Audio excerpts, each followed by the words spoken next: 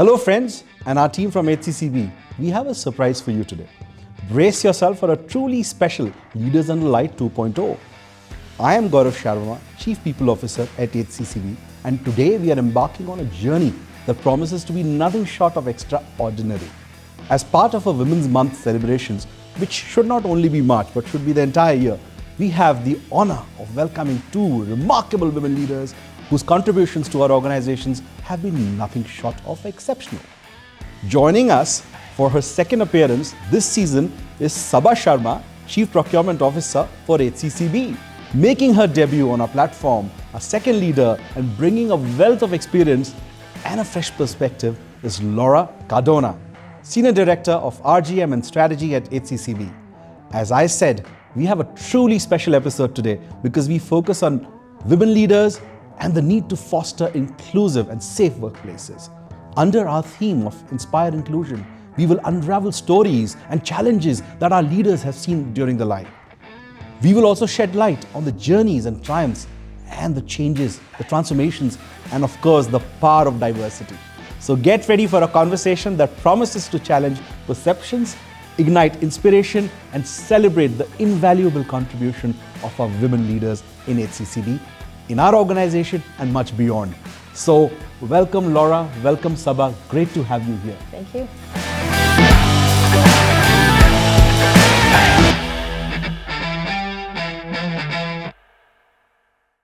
A couple of years ago, we used to speak about break the bias. And first and foremost, after so many years, we still talk about bias in our workplace. While now we have graduated and we talk about inclusion, but let me dial back the clock and talk about a time when there were biases. And when you were growing up, you saw some societal biases.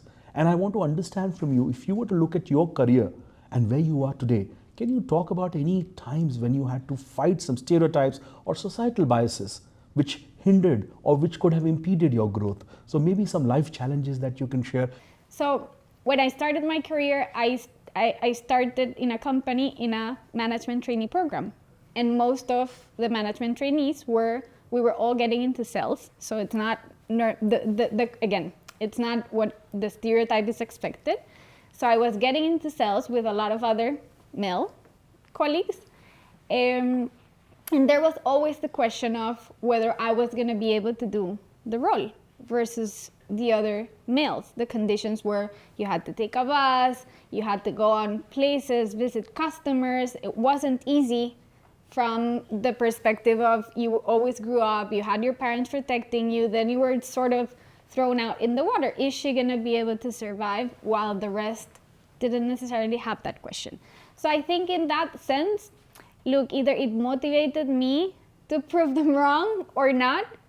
I never thought of it and never thought of myself in that sense. And I think that helped me sort of just live up to the challenge and without knowingly prove to myself and others, whether I was trying to do that or not, that I was able to, and that there wasn't necessarily a barrier coming from a bias of gender, of being able to perform at the same level of everyone else, without necessarily having to address the gender issue. Thanks for your insights on breaking the bias. You know, as we move and progress further, we talk about aggression and assertion in the leadership terminology. And a lot of our leaders are thinking about how do you navigate that thin line. And when I talk about both of you as women leaders, how have you seen this thin line between aggression and assertion? Many a times we've seen, or it's stereotyped, when women leaders are assertive, it can be misconstrued as aggression. First and foremost, does that really need to happen?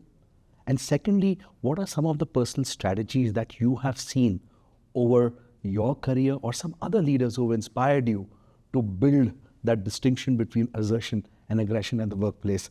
This will be very interesting for our emerging female talents to learn from. So if you can give some examples, Laura, we can start with you. There's one author that I really like, which is the book is called Lean In for Sheryl Sandberg. And she talks about the likability gap between men and women. And she talks about this experiment that they do on a female being completely successful, amazing career, and a male with the same conditions and similarities. and the likability index that the female gets versus the male is much lower. So the more the success the woman has, the less likable she becomes for both men and women. So it's very interesting. I think it falls across the stereotype and back to the stereotype of what does society expect from women. They expect us to be consensus builders. They expect us to be pleasers. They expect us to be sort of going with the flow, right?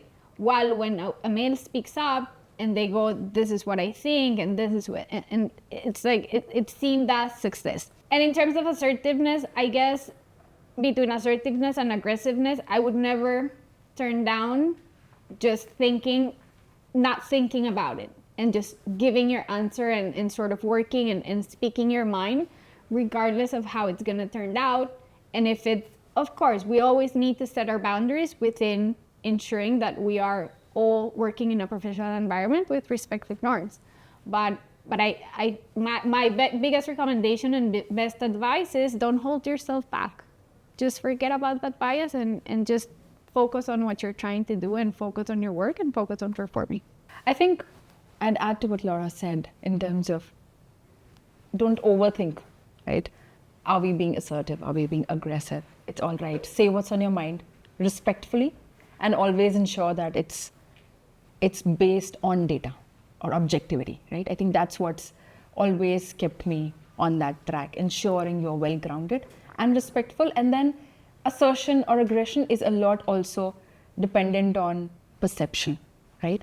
Which a lot of times men and women cannot do anything about as the speaker, right? So as long as you're respectful, data-based, you're good. Let's also talk a little bit about society. There are some stereotypes and some societal norms where we say the gender needs to take a certain career choice. And that impacts decisions that a lot of female leaders today may have made many years ago. So any examples from your life, whether that is about breaking the bias, which we spoke about earlier, or about career choices during your life, about how have you broken through those norms? You know, sometimes when you're encountering biases, especially societal ones, it can seem to the individual encountering them as if you're continuously swimming against the current, right?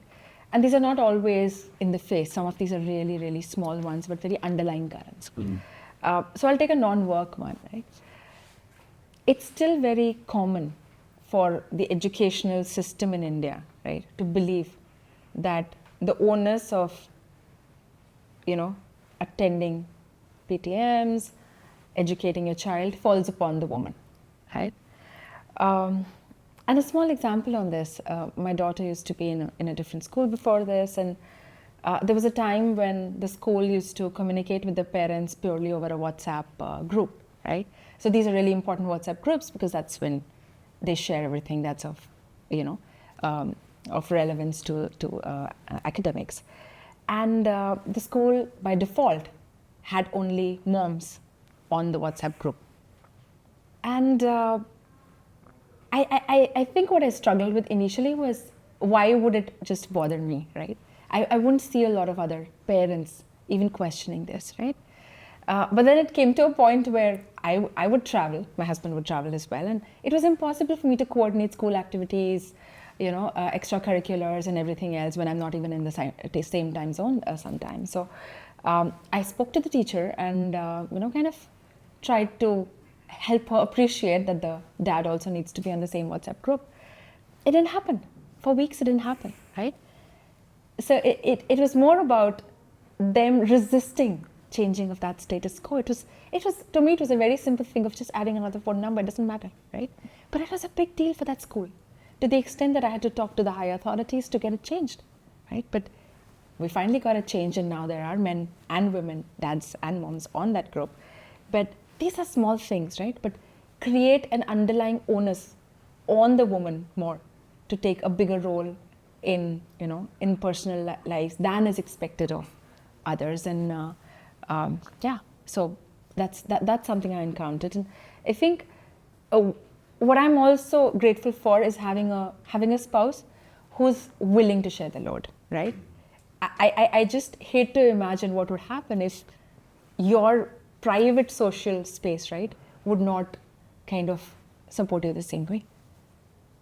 Very interesting. And team, just realize this is not about 10 years, 20 years ago. This is here and now.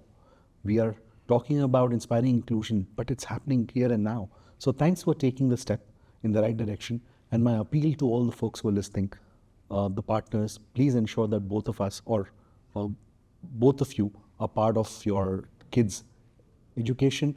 And if you need to educate the school, please follow the example that Saba has given. Moving over to you, Laura, any examples or any thoughts from your life? Look, I want to reflect on the two things that I think Saba mentioned that I appreciate. One is, of course, having or facing the decision of having a partner that will support you. It's key success for any woman's career. And I think the other one is how the society doesn't really still normalize the fact that for parents, it's also okay if there is some sharing of the load, and it's also okay for them to do parenting. It's still not okay. It's still not well perceived, even in our society today. And that is one of the biggest things that will continue to hamper that big stereotype of bias of having the same opportunities as a female and as a male. When I of course faced my personal experience when I became a mom, we both had dual careers, so my husband and I were both working, and I became a mom. And this is pivotal for women, and this is when women drop off from their careers. And it's that moment in time that today, when we see women at the top and when we see all of the big seats and top leadership, that's where you don't find those females, because those females tend to break in that pivotal moment in time. And I have had, I think, a mix of a lot of things: pure luck, good mentors, good sponsors, great partner, great team, great support system. So try and find that can help you navigate through those circumstances and those hardships, because it is real. You do go through a big transformation when you become a mom, and add to that the societal pressures of everyone going, you're the responsible for the house and you need to take care of the kids.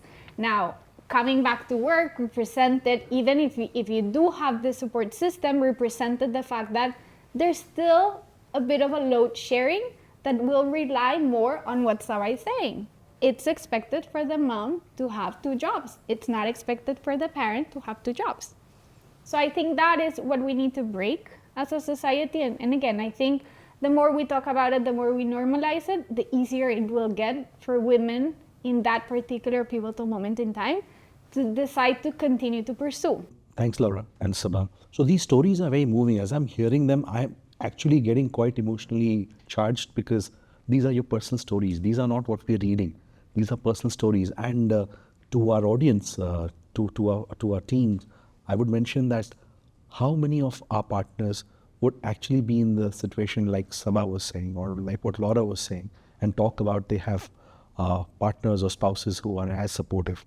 So let's reflect on that. So thanks for sharing and walking us through this entire gamut of personal challenges and the societal pressures and the stereotypes that you've helped to break through. Excellent insights. And now we move forward and we get on to the professional and the institutional changes that we need to make. Right? And I think we are in a good position, you as leaders and some of our audience who can make the decisions for the future. So leaders, as we move to the next part, which is professional and institutional, I want to talk about unconscious bias. And when I talk about unconscious bias, let me just give a small context, which is many a times the majority will decide to make a decision or decide to do an activity which excludes the minority.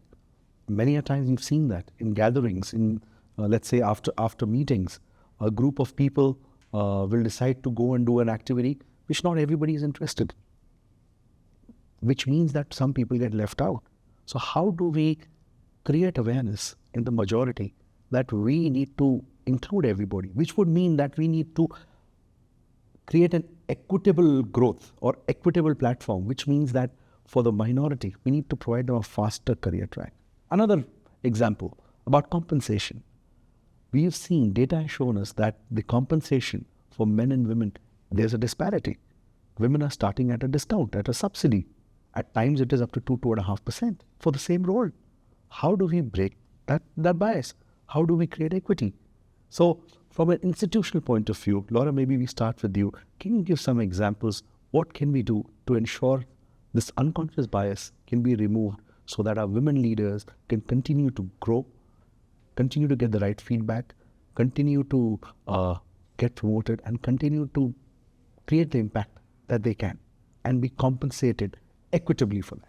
Thank you, Gaurav. I think that's a very interesting question, and the equity part and compensation part is probably where I will reflect on, right? And I think it happens to most of us. My own experience, theory in the sense of other women's experiences out there, and probably relatable to what we face. When a woman is faced with a job offer and a compensation offer, you tend to sort of jump straight into it and go, yes, I accept, right? When that happens differently for a male, it comes from my experience. In my house, my husband would have job offers, I would have had job offers. For males, it's much easier on the confidence to go, I want to negotiate. I want to get a better deal. And I think that in a way, holding ourselves back from those opportunities and probably not building that confidence and going, I can also do that. And it's part of the societal bias. Why is it properly perceived that a woman would negotiate rather than a man would negotiate? And today it is. It's okay if a man negotiates. It's fine. If a woman does, the perception would be it's less likely for her to get the job. And that's the fear that builds into women holding back. So I think that's one of the biggest biases that we need to break. I wish I had the answer, but I guess that's where we're going as an institution and as an organization. And today, starting from the point of giving that path and opening that way to be able to fast track the equity of women inside the organization, knowingly that this has been the starting point for most of us, it will help eventually accelerate that curve and equalize or level up women in the organization versus the salary gap that it's existent today. So I think we have a lot of programs and we have consciously driven this for the organization that will eventually help us build that runway. And if I may just build on what Laura said in the previous point as well, I think this all comes in together, right? How do we, when we talk about this space, how do we as organizations or how does the corporation, right, instill open dialogue, which this is a beginning to that, right? But also back it with policies which deliver on the equitable space that you're talking about, right? And put in measures to objectively, right, create as much objectivity as possible, right? Because the moment you start doing that as an organization, right, and marry it with open dialogue, it already creates a much more aware space where the unconscious bias starts to kind of reduce as a fabric. It'll still be there, but how do we as an organization play that role? Not leaving it just to the individual is the point I would make. Thank you, and thanks for the prompt. We need to keep ourselves honest as leaders when you're assessing performance, when you're giving feedback. Can we remove the bias? Can we remove, only look at objectively on the performance and the contributions and take away the gender, take away the generation, take away the diversity, and then make a decision? And we as leaders can start doing that. And my appeal to our folks, our audience will be to see if you can learn from the example that Laura has given to start building that. Thank you. Moving on to the another part, which is also institutional, which is creating sponsorship and mentorship programs. So from your experience, can you talk about any time when you saw an excellent sponsorship program or a great mentor who helped people remove this bias? I don't mean it as a stereotype, but the fact is that there are much lesser women in the workforce, even in the best of organizations, than there are men, right?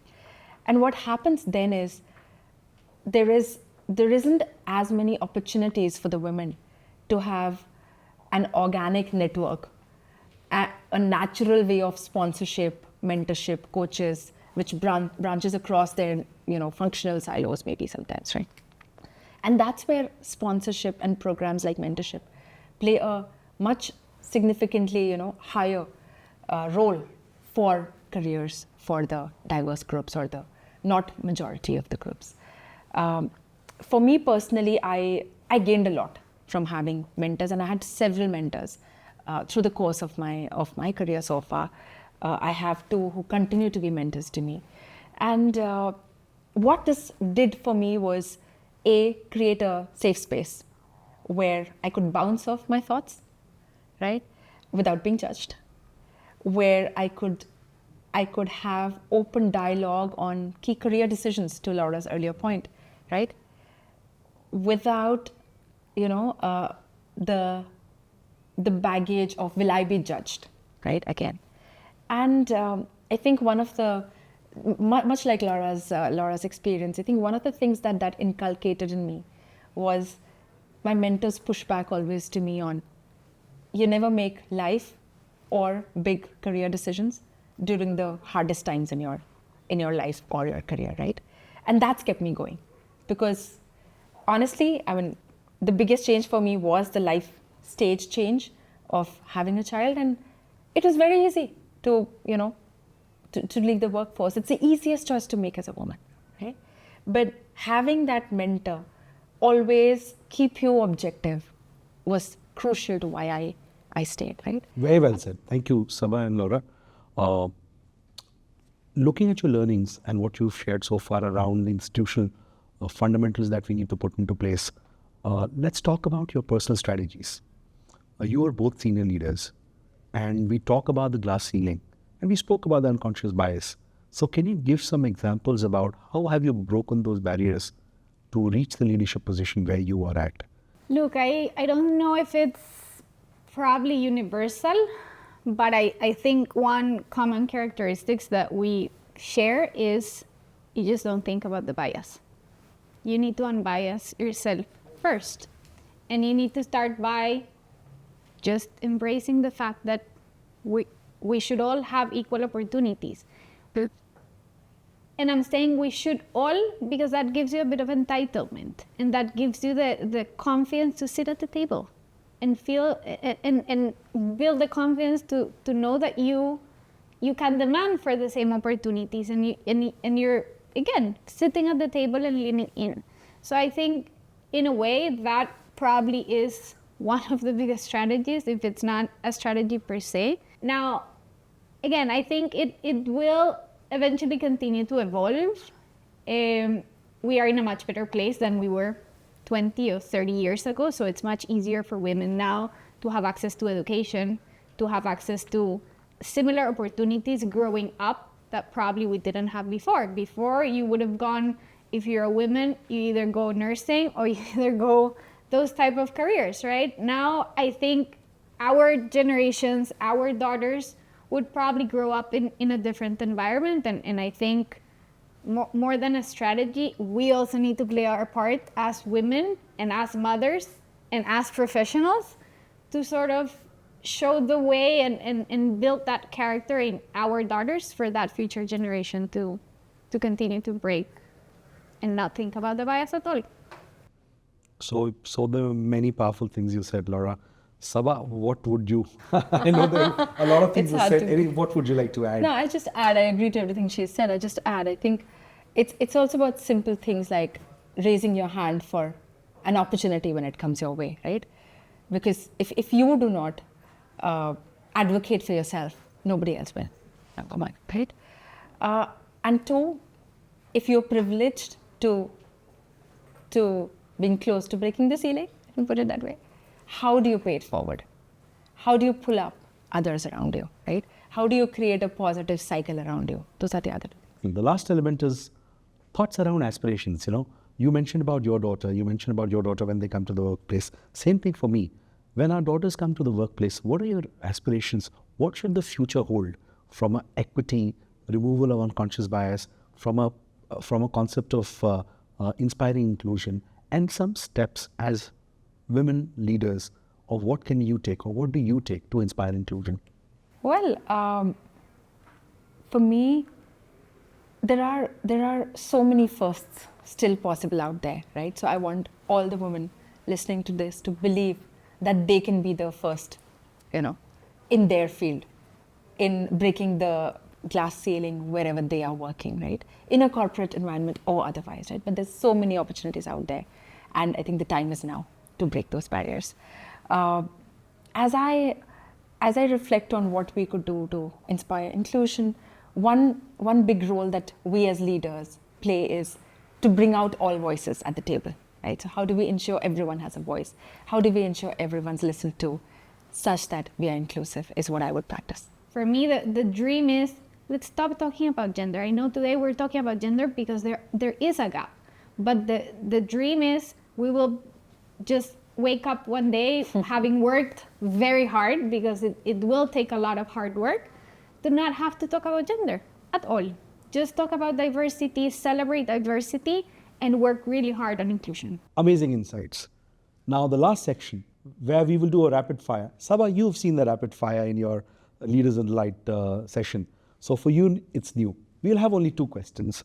What will be an older or a today's Saba or Laura give an advice to a much younger Saba or Laura, maybe 10 years or 20 years ago? 1. Second question, any woman leader who's really inspired you, could be at home, could be at the workplace, or could be from the society, and why? So we can start with you, Laura. Okay, so I'll go, for me, the biggest advice would be don't hold back. Don't hold back. Just be true to yourself and go for it. Don't think about the bias, go for it. And don't work so hard to be liked. Because I think that holds us back in many, many ways. So that would be my biggest advice. Look, I have many role models that I have been fortunate to have as women. The typical right would be my mom. And there's a very funny story about my mom, because I used to do sports. I was a gymnast when I was a kid. And my dad was an entrepreneur, so that I need to give that context before the story. And my mom was a teacher in university. And in one interview, after winning a competition, the interviewer asked me, so who supports you more, your mom or your dad? And my answer was, my dad, because my mom works. And from there, it has been the joke inside the family, of course. But it meant so much. It meant so much for me in what I saw growing up, and how she encouraged me that there was no bias and that there was no difference. So she's been an inspiration for me, for sure. And I see younger generations today that inspire me even more and give me hopes that we are going to continue to work hard to really get to a much better society and workplace. Super, thanks. And if your mother is watching, which I think she should, she'll be proud of this, and including your dad. Thank you, Laura. Saba, over to you. Well, I would say to a younger self, dream bigger and have more confidence in your abilities. Yeah. Because that's what holds us back a lot of times, right? Dream bigger. Yeah. Have confidence. So very similar, I think. As a woman, who I look up to, it has to be my mom. There are several others. Of course, there are fantastic women leaders across my career who've encouraged me, who've looked out for me in times when times were difficult. But it has to be my mom, because from raising the bar for me always, right? Keeping me humble always, but also always being there as a support, right? She worked all her life, but she held the family together. She and my dad both worked, so much like Laura, I always saw equal careers in my house growing up, and I think nothing inspires like seeing it happen in front of you and believing that hence it is possible. So I owe it to my mom fully. Thank you, leaders, for sharing your thoughts. There was a third question on superpowers, but I don't need to ask because you have demonstrated the superpowers that you possess. And hopefully, through these insights, we will make that change that Laura and Saba were talking about so that we don't continue to talk about this gap and this debate 5-10 years down the line. We need to address it now. And thoughts, ideas, actions have been shared by Laura and Saba as a part of a special session of Leaders Under Light 2.0. Thank you, Saba. Thank you, Laura. Thank you.